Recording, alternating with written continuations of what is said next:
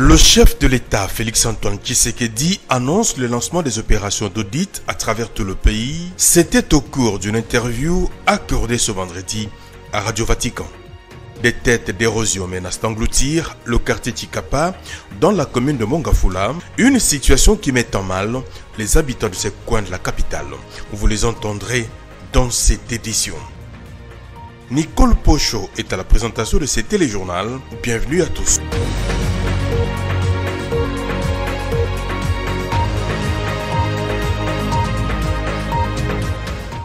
Bonsoir à tous, merci d'être avec nous dans cette édition du journal. Le GoPass n'est pas forcément mauvais car c'est une taxe que l'on trouve partout à travers le monde. Ces propos sont du président de la République démocratique du Congo lors d'une interview accordée à la radio Vatican. Félix Tshisekedi a affirmé également que des audits seront bientôt lancés au pays afin de lutter contre la corruption. Je vous propose de suivre cet extrait choisi par Juvette Mbelou. Avec les changements que vous apportez dans votre pays, et les gens se demandent aussi à quand la fin de GoPass et à quoi sert cet argent.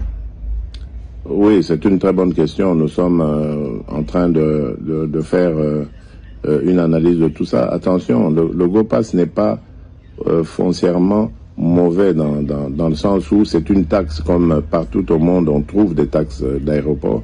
Maintenant, le but, c'est de savoir ce qu'on en fait. Et donc, je profite peut-être de cette occasion pour dire que ce sera le cas pour tous les secteurs de la vie publique. Il y aura des audits qui seront très bientôt lancés, diligentés, pour faire un état des lieux de la situation afin de connaître nos capacités à mobiliser les ressources et à faire face à la lutte, à faire face plutôt à ce fléau, la corruption qui a gangréné notre administration et notre économie. Donc il y aura des audits très prochainement qui vont déterminer notre nouvelle façon de gérer la République. Et en bref, les assises sur les états généraux de la presse seront convoquées d'ici peu. Cette annonce a été faite par le ministre d'État en charge de la communication et médias, Jolino Makelele, a précisé que ce rendez-vous sera une occasion de faire un tour d'horizon des problèmes qui rongent la presse congolaise et d'en dégager des propositions et solutions idoines et pérennes.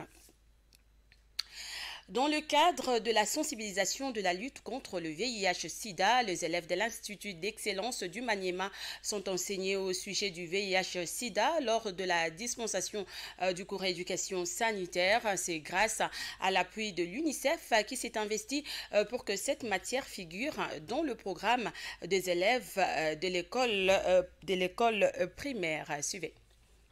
Institut d'excellence du Maniema, nous sommes dans la classe de 6e B. Aujourd'hui, la matière inscrite au tableau, le VIH-Sida. Les élèves vont devoir répondre aux questions telles que définissez le VIH-Sida, établissez la différence entre VIH et Sida, citez le voie des transmissions du VIH. Après les explications de l'enseignant, ce dernier s'attelle également à indiquer à l'assistance les objectifs de cette leçon. Chacun sera capable de définir le VIH-Sida et de citer correctement les voies de transmission. À la fin de la leçon, je serai capable de définir correctement le VIH-Sida. Le VIH est un rétrovirus qui infecte l'humain, comme les souligne ici l'enseignant. Par le microbe appelé VIH. C'est ça la différence entre ces deux mots. VIH, un microbe qui provoque la maladie. C'est un virus, un microbe qui provoque cette maladie ici appelée SIDA. Après avoir assimilé la matière, cet élève explique ce qu'il a pu retenir. Par la première question, j'ai retenu que le VIH signifie virus de l'immunodéficience humaine. SIDA signifie syndrome de l'immunodéficience acquise. À la deuxième question que le maître nous a posée, moi j'ai retenu que le VIH c'est un microbe du sida qui qui loge dans les sangs. À la troisième question, j'ai retenu dans les voies de transmission du VIH/SIDA, il y a la voie sexuelle, la voie sanguine et la voie de la mère à l'enfant. À noter que l'UNICEF est d'un apport considérable de la province du Maniema en ce qui concerne la lutte contre le VIH/SIDA. Les consultations prénatales permettent de réduire le risque de transmission du VIH/SIDA de la mère à l'enfant. Les femmes enceintes rencontrées à l'hôpital général de Kindu ont renseigné sur l'importance de cette démarche. Christian Ndangani. Âgée de 17 ans et atteinte du VIH/SIDA via ses parents, cette fille a témoigné sur le bien fondé de consultations prénatales. Nagonjwa njo baada ya femme plisi bale pitaka na sensibilisation njo tatia. C'est grâce aux sensibilisations que j'ai découvertes que j'étais atteinte. J'ai été contaminée par mes parents décédés. Nanja kukatala kukunya ile madawa akaniambia hapana kunyaka madawa huko njo na malaria ya ukimwi.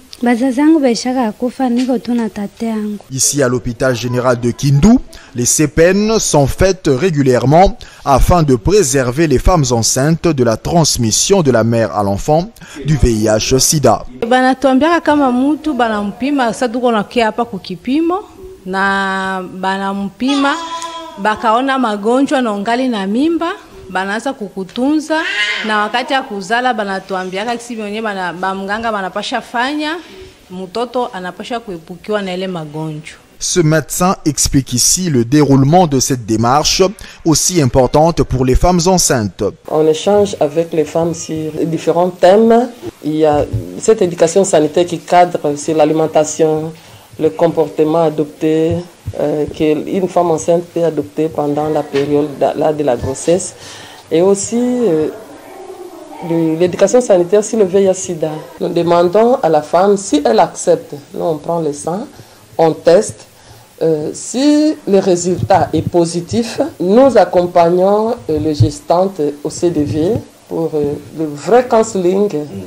Si le résultat est positif, directement on soumet la gestante sous traitement ARV. Donc le rapport testé, traité. Signalons également que, formés par l'UNICEF, les mères mentors sensibilisent les femmes de la province du Maniema dans le cadre de la prévention et transmission du VIH/SIDA. Plus de 3 personnes sont décédées au village Ibounou dans le territoire de Kiri, dans la province du Maïndombe, suite d'une maladie non encore identifiée.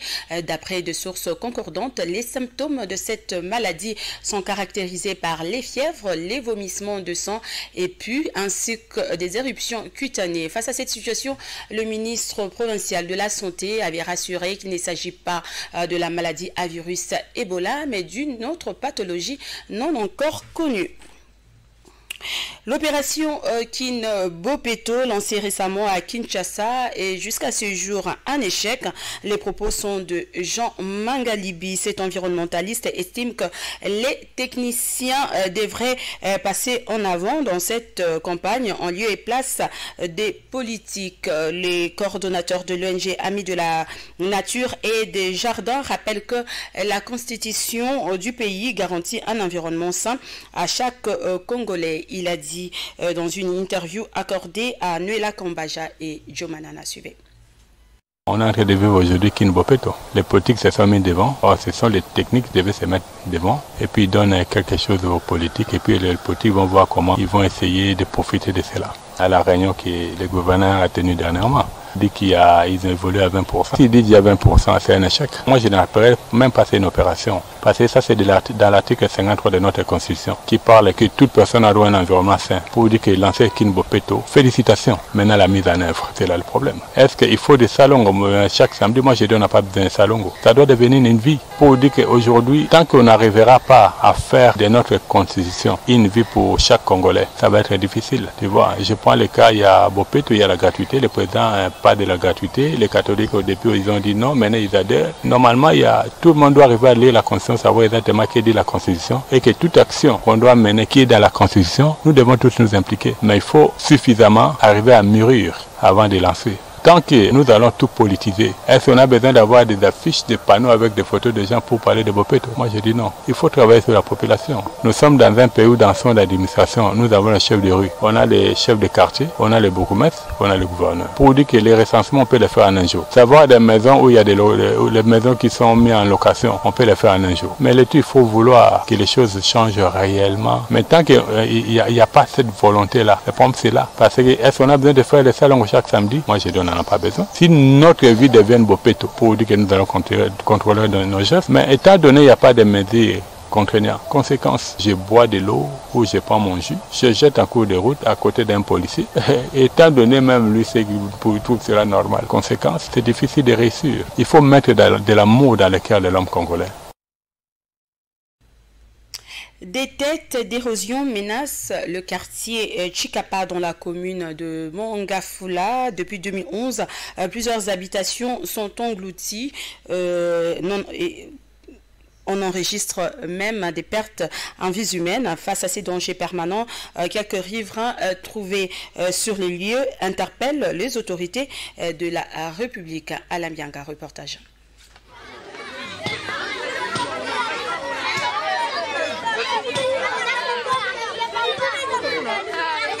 Ces têtes d'érosion demeurent un danger permanent pour les habitants des quartiers Chikapa dans la commune de Mongafula, comme l'attestent ces images. Plusieurs habitations se sont écroulées à cet endroit depuis 2011. Jusqu'à ce jour, aucune intervention observée de la part des autorités compétentes, d'où ces cris de détresse de quelques riverains rencontrés sur place.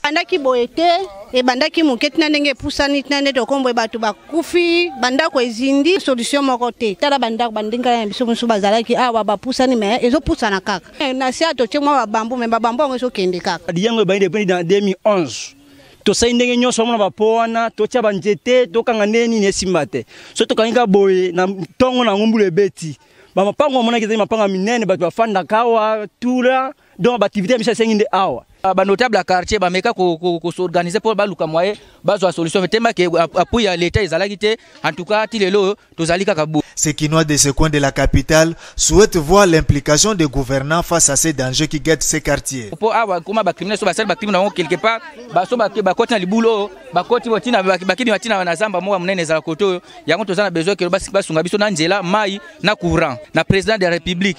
Le slogan est le lobby que le peuple d'abord, on est à partout, même le col biso tout ça peut bénéficier pour le slogan que le peuple d'abord biso peut solution pour la koto. Selon certains observateurs, plusieurs habitants de ces quartiers ont perdu la vie à cause de ces catastrophes naturelles.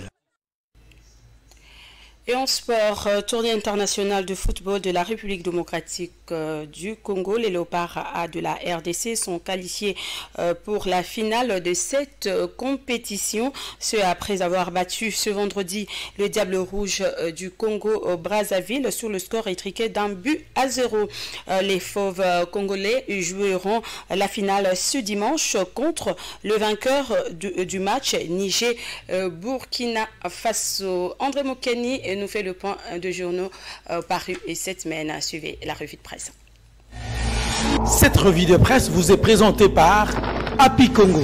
Happy Congo, c'est construire sa maison moins chère, rapide, solide et durable avec isolation thermique et acoustique garantie.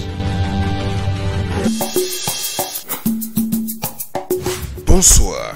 Crise institutionnelle en province, la fermeture de l'Ulukine et la balkanisation de la partie est de l'Arc Congo, tels sont les sujets abordés dans les manchettes des journaux parus à Kinshasa cette semaine. Le vice-premier ministre Tunda, en arbitre, s'est exclamé la prospérité. La consoeur a indiqué que la commission interministérielle ad hoc instituée par le Premier ministre pour régler les crises institutionnelles en province a réuni les chefs des exécutifs déchus et les membres des organes délibérants de l'Ituri, du Congo central, du Sankuru et du Olomami. Les membres ont passé en revue et tenté d'identifier les raisons profondes des crises à répétition.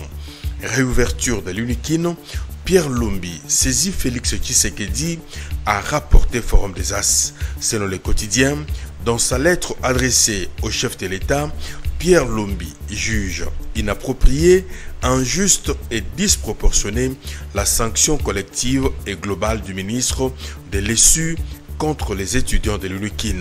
Le sénateur du Sud Kivu demande donc à Félix Antoine Tshisekedi de veiller de manière à éviter une longue période de fermeture.